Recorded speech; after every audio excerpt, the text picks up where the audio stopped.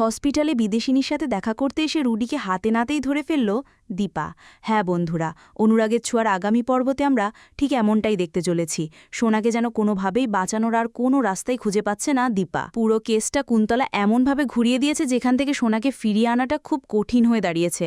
দীপা কান্নায় ভেঙে পড়েছে, বারবার অবিনাশকে বলছে আর কি কোনো রাস্তা নেই। তখনই অবিনাশ বলে একটাই রাস্তা আছে, যে কেসটা করেছে সে যদি কেসটা তুলে নেয়। আর এই কথা শুনেই দীপা দেরি না করে বিদেশিনীর সাথে দেখা করার সিদ্ধান্ত নেয়। এদিকে কুন্তলা তো মনে মনে ভীষণ আনন্দ করছে যে অবশেষে সেনগুপ্ত পরিবার শেষ হতে চলেছে, সবটা আমার প্ল্যান মতোই হচ্ছে। এদিকে রুডিও আছে ভীষণ আনন্দে যা আজকে সোনার সাজা ঘোষণা করা হবে, আজকেই সবটা শেষ হবে। এদিকে বিদেশিনীও আছে মহা বিপদে, কিভাবে যে রুডি আর তার মায়ের ফাঁদ থেকে বাঁচবে সেটাই ভাবছে। বারবার রুডি আর তার মায়ের কাছে এটাই জানতে চাচ্ছে যে কখন তাকে তারা ছেড়ে দেবে। আর বারবার বিরক্ত করায় রুডিও সিদ্ধান্ত নেয় যে এবার সে বিদেশিনীর সাথে দেখা করবে আর বিদেশিনীকে জানাবে যে অবশেষে সব সমস্যার সমাধান হতে চলেছে।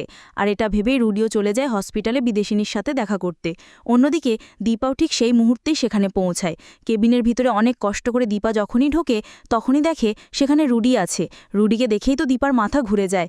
দীপা তো রুডিকে সেখানে দেখেই বলে, আমি জানতাম যে এটা তোমার আর তোমার মায়ের সাজানো একটা খেলা, তবে আমি বুঝতে পারছিলাম না কিভাবে এই সবটা শেষ করব। এখন আমার কাছে সবটাই পরিষ্কার, তাই তোমাকে আমার হাত থেকে কেউ বাঁচাতে পারবে না। এদিকে বিদেশিনী তো ভয় কোনো কথাই বলতে পারে না, কি বলবে ভাবতে থাকে। আর দীপার কাছেই বারবার ক্ষমা চাইতে থাকে আর বলে, আমি নিরুপায়, আমার কোনো দোষ নেই, ওনারাই আমাকে এভাবে আটকে রেখেছে। তো বন্ধুরা, এবার যদি সত্যিই রুডি আর তার মা এভাবেই দীপার হাতে ধরা পড়ে যায় তাহলে সেটা দেখতে তোমাদের ঠিক কেমন লাগবে কমেন্ট করে জানাও। পরবর্তী আপডেট পেতে চ্যানেলটি সাবস্ক্রাইব করো।